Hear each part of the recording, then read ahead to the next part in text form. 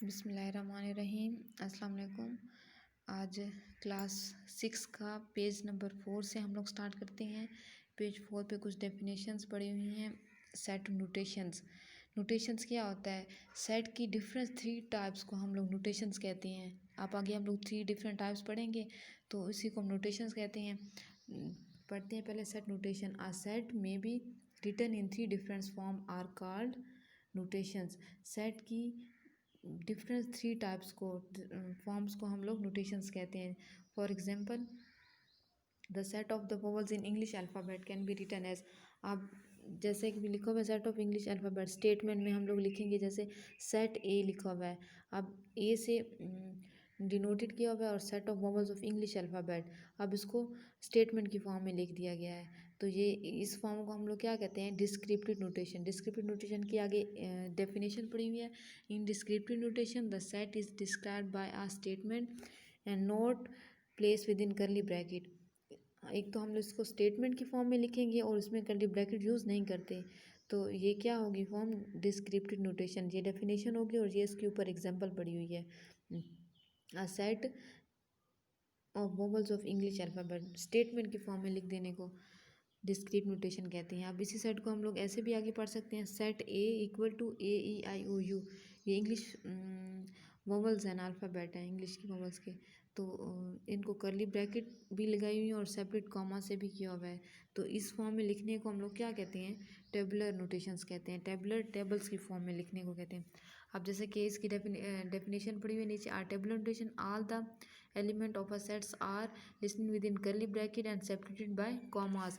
अब इसमें करली ब्रैकेट भी यूज़ होती है और सेपरेट कॉमा से भी करते हैं। टेबुलर नोटेशन, डिस्क्रीट नोटेशन में हम जस्ट स्टेटमेंट में लिखते थे, लेकिन टेबुलर फॉर्म में हम लोग इसको टेबल की फॉर्म में लिखेंगे, मतलब करली ब्रैकेट लगाएंगे और कॉमा से सेपरेट करेंगे।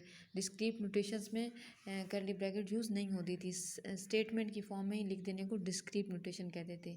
टेबुलर नोटेशन में एक तो करली ब्रैकेट लगाते हैं और सेपरेटेड बाय कॉमा से करते हैं।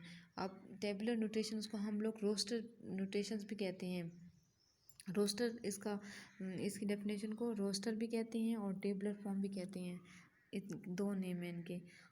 फिर इसके बाद नीचे एग्जांपल पड़ी हुई है। Set AEIOU। अब ये फॉर्म कौन सी हो जाएगी? Tabular notation. इसमें करली ब्रैकेट यूज़ हुई है और सेपरेटेड कॉमा से किया हुआ है, तो ये हो गई टेबलर नोटेशन। और ये वोवल्स ऑफ इंग्लिश अल्फ़ाबेट, तो ये डिस्क्रीट नोटेशन, ये स्टेटमेंट की फॉर्म में लिखा हुआ है, तो ये क्या हो जाएगी? डिस्क्रीट नोटेशंस में। आगे एग्जांपल पड़ी हुई है।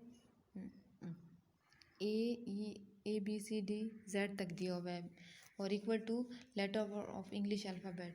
अब जो ये फॉर्म हो जाएगी ये टेबुलर फॉर्म होगी, इसमें करली ब्रैकेट और सेपरेटेड बाय कॉमास दिया हुआ है। उसके बाद नेक्स्ट C है 1 2 3 4, ये नेचुरल नंबर हैं, ये भी टेबुलर फॉर्म की एग्जांपल होगी टेबुलर फॉर्म की। उसके बाद नीचे होता है, नीचे आई हुई है builder notation. Set of builder notation क्या होता है? A set A can also written as. अब सेट ए दिया हुआ है equal to x such that x. अब ये डबल डॉट को कॉलन भी कहते हैं, हम लोग कॉलन भी कहते हैं और बार का वर्ड भी यूज़ करते हैं और सच दैट भी कहते हैं इसको इसकी जगह। तो वोवल्स ऑफ इंग्लिश अल्फ़ाबेट, अब इस फॉर्म में जब लिखेंगे तो उस फॉर्म क्या कहते हैं? Set of builder notation. Builder notation वो होते हैं जिसमें हम लोग कोई रूल खुद से लगा लें, तो उस फॉर्म को हम लोग बिल्डर नोटेशन कहते हैं। अब जिसकी डेफिनेशन पड़ी हुई है, a set builder notation a set of express in the forms of rules. कोई भी रूल हम लोग फॉलो कर सकते हैं इस पर। अब इसको हम लोग पढ़ते ऐसे हैं। A set is set of element x such that x is the vowels of English alphabet. English alphabet. अब इसके बाद इसको कॉलन भी कहते हैं, symbol and other word is bar भी कहते हैं एंड यूज सच दैट भी is written as x such that x is a vowels of English alphabet. ये कौन सी होगी? सेट ऑफ बिल्डर नोटेशन में। आप नीचे एग्जांपल पढ़ी जिसको तीनों फॉर्म में उन्होंने लिखा हुआ है। एग्जांपल है a set of the real number less than 9 can be written as. अब जैसे कि है फर्स्ट कौन सी थी? Discrete notation. डिस्क्रीट नोटेशन में हम लोग क्या करते थे? स्टेटमेंट की फॉर्म में लिखते थे और करली ब्रैकेट यूज़ नहीं होती थी। तो अब ये एग्जांपल इसकी ऐसे स्टेटमेंट की फॉर्म लेते हैं। A is equal to set of a real number less than 9, ये कौन सी हो गई, डिस्क्रीट नोटेशन। आगे दूसरी हम लोगों ने क्या फॉर्म पढ़ी थी, टेबुलर नोटेशन। टेबुलर फॉर्म में हम लोग क्या करते थे, उसमें कर्ली ब्रैकेट यूज़ होती थी और सेपरेटेड बाय कॉमास। तो अब ये है ए 1 2 3 4 5 कॉमा से सेपरेटेड किया हुआ है, 8 तक लिखा हुआ है, लेस देन 9 है तो लेस देन 9 8 तक ही आएगा। कर्ली ब्रैकेट लगाई हुई है और सेपरेटेड बाय कॉमा किया। उसके बाद है set of builder notation. Builder notation में कोई भी रूल, अब इसमें क्या दी हुई है इसकी example, A is equal to x such that x less than 9, ये क्या हो गई, सेट ऑफ बिल्डर नोटेशन। एक और एग्जांपल नीचे पड़ी हुई है, a set of natural number less than और equal to 18 sorry.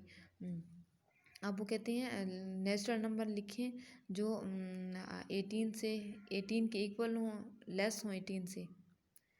Natural number लिखें जो 18 से लेस हों, इक्वल हों या लेस हों। तो इसकी आप डिस्क्रीट नोटेशन में कैसे लिखेंगे, स्टेटमेंट की फॉर्म में ऐसे लिख देंगे, set of natural number less than और इक्वल टू 18। नेक्स्ट टेबुलर में क्या लिख देते हैं, 1 2 3 4 5 18 तक लिखेंगे सेपरेटेड कॉमा से और कर्ली ब्रैकेट यूज़ की हुई है। उसके बाद है सेट बिल्डर नोटेशन में x such that x less than और इक्वल देन, ये साइन किसका होगा, लेस देन और इक्वल टू का, less than equal to 18, curly bracket भी यूज़ हुई है और ये होगी सेट बिल्डर नोटेशन। आज हमने कौन कौन सी फॉर्म पढ़ी है, सेट नोटेशन पढ़ा है। सेट नोटेशन में 3 फॉर्म्स होती हैं। सबसे पहली कौन सी थी, डिस्क्रिप्टिव नोटेशन। डिस्क्रिप्टिव नोटेशन में हम लोग करली ब्रैकेट यूज़ नहीं करते और स्टेटमेंट की फॉर्म में लिख लेते हैं। और दूसरी सेकंड हमने क्या पढ़ी थी, टेबुलर नोटेशन। टेबुलर में हम लोग करली ब्रैकेट भी यूज़ करते हैं और सेपरेटेड बाय कॉमा से। नेक्स्ट थर्ड हम लोगों ने क्या पढ़ी है, set of builder notation. Builder notation में कोई भी रूल हम लोग फॉलो कर सकते हैं और इसको x such that x vowels of English alphabet या ऐसे कोई लिख सकते हैं। कोई भी रूल हम लोग इसमें फॉलो कर सकते हैं। आज हम लोगों ने ये 3 पढ़ ली हैं और इसी के रिलेटेड अब नेक्स्ट एक्सरसाइज है, एक्सरसाइज 1 भी, ये नेक्स्ट लेक्चर में पढ़ेंगे इंशाल्लाह। तो 1 भी इंशाल्लाह नेक्स्ट लेक्चर में करेंगे।